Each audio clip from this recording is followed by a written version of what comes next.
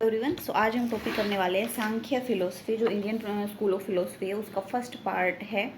इसमें Orthodox unorthodox आते हैं। ऑर्थोडॉक्स में भी 6 टाइप ऑफ इंडियन फिलोसफी हैं, तो उसका फर्स्ट पार्ट हम कर रहे हैं। और ये मैं कोशिश कर रही हूँ कि मैं अपने नोट्स से ही यहाँ पे कवर कराऊँ, जो कि काफ़ी क्रिस्प तरीके से हैं और एक बहुत वास्ट इन्फॉर्मेशन है, वो एक ही छोटी जगह पर आपको मिल जाएगी।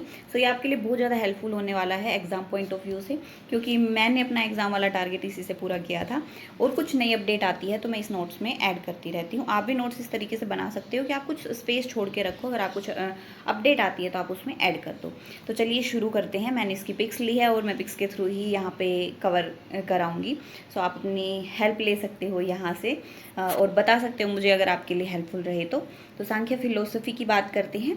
तो ये मेरे नोट्स में कुछ इस तरीके से मैंने लिखा हुआ था। तो यहाँ पे सांख्य फिलोसफी जो है वो कपिल मुनि जी ने लिखी थी। जो फाउंडर माने जाते हैं वो कपिल मुनि जी माने जाते हैं, ये हमें याद रखना है। ओल्डेस्ट स्कूल ऑफ फिलोसफी है ये, सबसे पुरानी, वेदास को मानती है। वेदा से ही इसका जन्म हुआ है। कपिल मुनि जो थे उन्होंने लिखा था सांख्य सूत्र, जिसको हम सांख्य फिलोसफी के फाउंडर भी मान रहे हैं। और ईश्वर कृष्णा जो है उन्होंने लिखा था सांख्य क्रिका। ओके, उसमें भी इन्होंने इसी को और एक्सप्लोर किया था या अपने वर्डिंग्स में लिखा था। और भी अलग अलग राइटर हैं जिन्होंने अपने वर्ड्स में या अपनी भाषा में जो सांख्य फिलोसफी है उसको एक्सप्लेन किया है। तो वो आप देख सकते हो। और भी अदरवाइज 2 ही हैं जो इम्पोर्टेंट है और एग्जाम्स में रेगुलर पूछे जाते हैं। 2 व्यू हैं इसके ओरिजिन के। एक मतलब जो इसका हम निकालते हैं वो है सांख्य का नंबर से, कि राइट नॉलेज नंबर से रिलेटेड इसका निकालते हैं। कि एक तरीके से इन्यूमरेशन होता है ऑब्जेक्ट ऑफ नॉलेज का, कि हम सिस्टमेटिक वे में नॉलेज को लिख रहे हैं। ओके, दूसरा है परफेक्ट नॉलेज, रियलिटी जो है एक तरीके से असली चीज़ क्या है, रियल क्या है, अल्टीमेट मतलब हमें रियलिटी ही पता करनी होती है। तो एक हम उस चीज़ से हम इसका मतलब निकाल रहे हैं। ये उपनिषद के ऊपर बेस्ड होती है। जो अपनी उपनिषद है उसके 2 आप वे लगा के चलो, एक रियलिस्टिक होगा, एक आइडियलिस्टिक होगा। तो जो रियलिस्टिक साइड है ना वो हमें सांख्य फिलोसफी दिखाती है, और जो आइडियलिस्टिक साइड है वो हमें वेदांता जो है या वेद जो हमारे हैं वेदांता फिलोसफी वो दिखाएगी। ओके, गीता में ये बोला भी गया है कि योग और सांख्य है वो प्रैक्टिकल और थ्योरेटिकल साइड है सेम सिस्टम की। जैसे एक ही कोइन के 2 पहलू हैं, जिसमें सांख्य क्या है हमें थ्योरेटिकल साइड दिखाता है, वहीं उस थ्योरी को हम प्रैक्टिकल वे में अप्लाई करके देखते हैं तो वो योग फिलोसफी में देखते हैं। ठीक है, अब आपने थ्योरी ऑफ कोजेशन भी पढ़ा होगा अगर आप तैयारी कर रहे हैं या नहीं भी कर रहे हैं। तो यहाँ पे 2 थ्योरी ऑफ कोजेशन होते हैं। तो जो सत्कार्यवाद और सत्कार्यवाद को हमारी सांख्य फिलोसफी मानती है कि थ्योरी ऑफ कोजेशन जो है वो सत्कार्यवाद को फॉलो करता है, कि जो इफेक्ट है वो पहले से ही कोज में एग्जिस्ट करता है।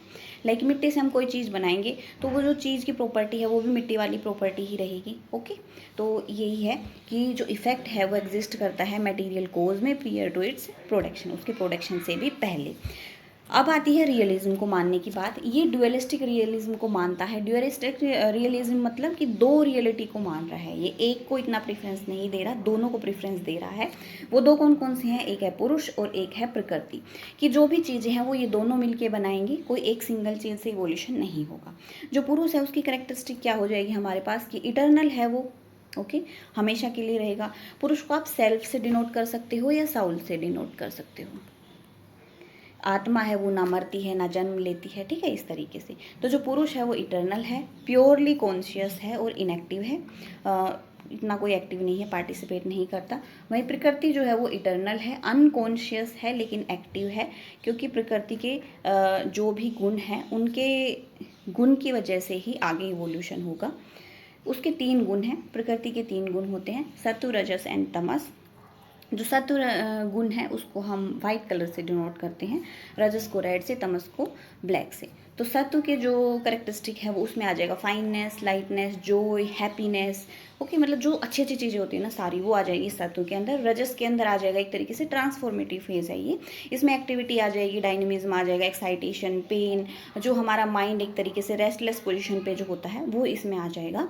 देन आता है तमस, ये बिल्कुल अपोजिट है दोनों से। इसमें क्या होगा, एकदम heaviness, laziness, darkness, inertia, like जो भी बुरी बुरी चीज़ें हैं वो सारी तमस में आ जाएगी। तो हमें ये याद रखना है।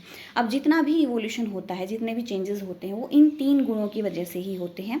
ये तीनों गुण जो हैं वो इंडिपेंडेंट एग्जिस्ट नहीं करते, तीनों एक दूसरे पे डिपेंड रहते हैं। एक जो है वो कुछ नया प्रोडक्ट नहीं बना सकता, तीनों मिलके ही, मतलब एक बनाएगा भी ना तो दो की हेल्प लेके ही बनाएगा। तो तीनों किसी भी मटेरियल में ऐसा नहीं बोल सकते कि एक गुण होगा, तीनों गुण होंगी। हो सकता है कि एक गुण या दोनों दो गुण कोई है वो डोमिनेट करे उसको और फिर कोई कैरेक्टर दिखाए। ओके, सो ये तीनों ही गुण प्रेजेंट रहते हैं, इंडिपेंडेंट एग्जिस्ट नहीं करते हैं।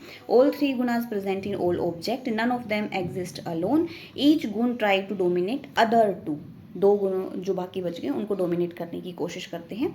Two type of transformation occur in guna, दो तरीके के ट्रांसफॉर्मेशन होते हैं, एक स्वरूप और एक विरूप। स्वरूप में क्या होता है कि वो अपने अंदर ही, लाइक सत्व है तो सत्व के अंदर ही वो थोड़ा सा और इम्प्रूव होगा, तो खुद के अंदर ही चेंज होता रहता है अपने स्वरूप के अंदर ही।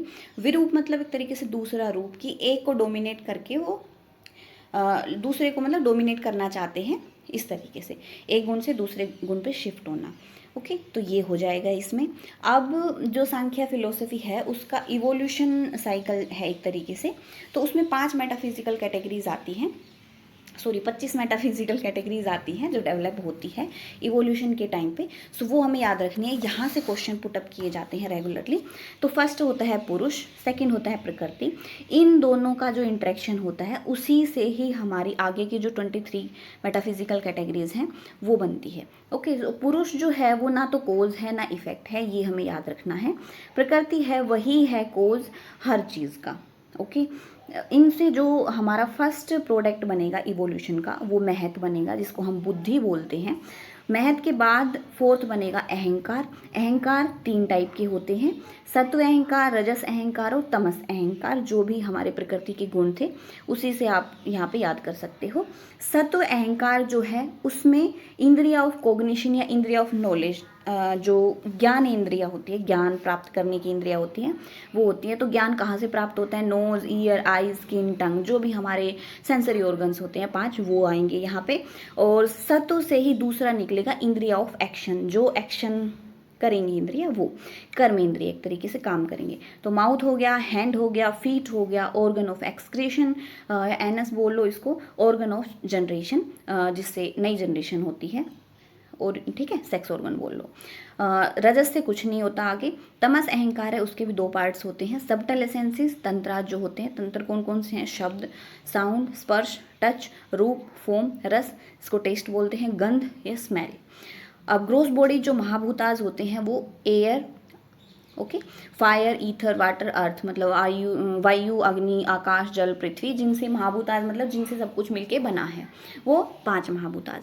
और एक 5 अहंकार से ही निकलता है आगे फर्दर मनस, जो सिर्फ इफेक्ट है, किसी का कोज नहीं है। ओके, सो ये हमें याद रखने हैं, इसी साइकिल से पूरे से क्वेश्चन पुट किए जाते हैं।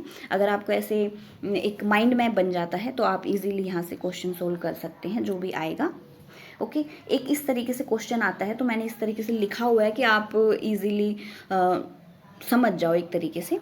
ओके, मैं एक तरीके से कुछ ज़्यादा ही बोल रही हूँ। सो ये हो जाएगा। कोज ओनली होता है प्रकृति, हमने देखा यहाँ पे। इफेक्ट ओनली में क्या आएगा कि जिससे फर्दर कुछ और डेवलप नहीं हो रहा है। तो 5 जो सेंसरी ऑर्गन्स थे हमारे वो, 5 मोटर ऑर्गन्स थे हमारे वो, मनस और 5 ग्रोस बॉडीज थी वो, तो ये इफेक्ट ओनली में आ जाएंगे। बोथ कोज एंड इफेक्ट है महत, महत से अहंकार बना था और अहंकार से 5 सबटल एसेंसेस बने थे। 5 सबटल एसेंसेस से भी इफेक्ट मतलब जो ग्रोस बॉडीज हैं वो निकले थे यहाँ से। ओके, तो इसका इफेक्ट ये हो जाएगा। तो ये बोथ कोज एंड इफेक्ट हैं। जो ना कोज है ना इफेक्ट है वो है पुरुष। ये क्वेश्चन ऐसे अकेला भी पूछा जाता है कई बार, तो ये हमें याद रखना है। अब एपिस्टेमोलॉजी क्या है कि मतलब ये किसको वैलिड सोर्स ऑफ नॉलेज मानते हैं, तो ये 3 चीज़ों को वैलिड सोर्स ऑफ नॉलेज मानते हैं कि 3 जगह से हमको नॉलेज गेन कर सकते हैं। एक प्रत्यक्ष मतलब सामने हुआ वो परसेप्शन, एक तरीके से इन्फ्रेंस, हम अनुमान लगा रहे हैं, या तो सिम्टम्स देख के या तो पहले अनुमान लगा रहे हैं या बाद में अनुमान लगा रहे हैं। एक होता है वर्बल टेस्टिमनी, मतलब वेद जो हैं वो लिखे हैं, तो वो क्या है, वो वर्ड्स ऑफ गॉड है, ठीक है, तो ये उनको भी मानते हैं। तो वर्बल टेस्टिमनी को मानते हैं कि सोर्स ऑफ नॉलेज जो है वो ये 3 है, और इन्हीं 3 को जो योग फिलोसफी है वो भी मानती है। परसेप्शन क्या है? परसेप्शन से हम क्या समझते हैं? परसेप्शन हो गया कि is a valid form of knowledge produce by the contact of an object with a sense organ, कि हमारे सामने प्रत्यक्ष है, उस चीज़ को हम फील कर रहे हैं हमारे सेंस ऑर्गन के थ्रू, और देन वो चीज़ मतलब नॉलेज जो है हमें मिल रही है। 2 टाइप से होगी, सविकल्प, निर्विकल्प, डिस्क्रिमिनेट, इनडिस्क्रिमिनेटरी होती है। फर्दर इनके भी पार्ट्स होते हैं, वो हम किसी नेक्स्ट वीडियो में करेंगे, लेकिन हमें यहाँ पे सिर्फ इतना ही थोड़ा ध्यान रखना है। फिर आता है इन्फ्रेंस। इन्फ्रेंस को हम इन्फ्रेंस अनुमान लगा रहे हैं, कोई भी घटना घटी है उसके बाद लगाएंगे, या कुछ सिम्टम्स दिख रहे हैं तो हम घटना घटने का अनुमान लगाते हैं, ठीक है। Knowledge that follow other knowledge, एक तरीके से ये भी 2 टाइप की होती है एक तरीके से, अफर्मेटिव और नेगेटिव। अफर्मेटिव विथ जो होती है वो, उसमें क्या है कि ये चीज़ प्रेजेंट है तो इसकी वजह से ये होगा, ओके, ये हो सकता है, जैसे बादल छाए हुए हैं तो बारिश हो सकती है, तो हम प्रेजेंस की वजह से हम कोई अनुमान लगा रहे हैं तो वो वित्त में आ जाएगा। और अवित्त में आता है कि कोई चीज़ किसी चीज़ के एब्सेंस में, अब जैसे मान लो एब्सेंस का कोई एग्जाम्पल लेते हैं,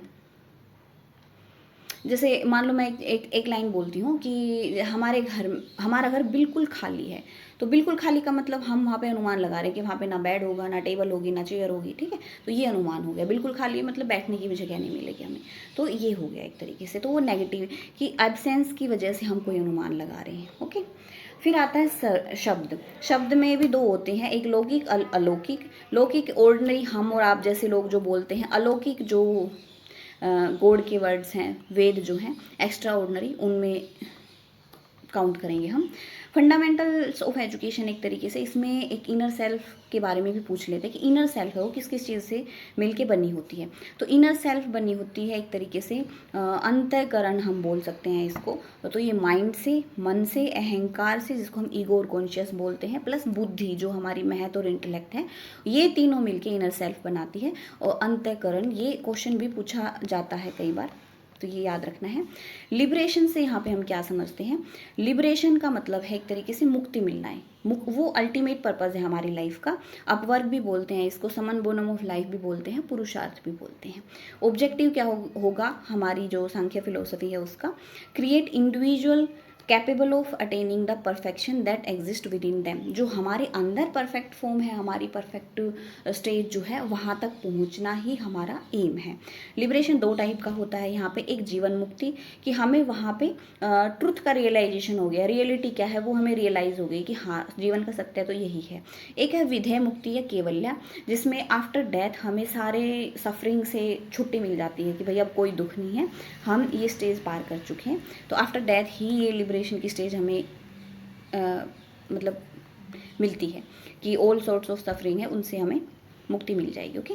सो ये हो गया लिबरेशन। यहाँ पे एक बॉन्डेज और स्टॉपेज की बात भी होती है एक तरीके से, कि वो कैसे क्रिएट होती है बॉन्डेज या स्टॉपेज, कि हमें पुरुष और प्रकृति है उनके बीच में डिफरेंस समझ में ही नहीं आ रहा है, तो हमें वहाँ पे स्टॉपेज, कन्फ्यूजन पैदा हो जाएगा, हमें नॉलेज मिल ही नहीं रही, एक तरीके से हम रियलिटी तक नहीं पहुँच पा रहे हैं।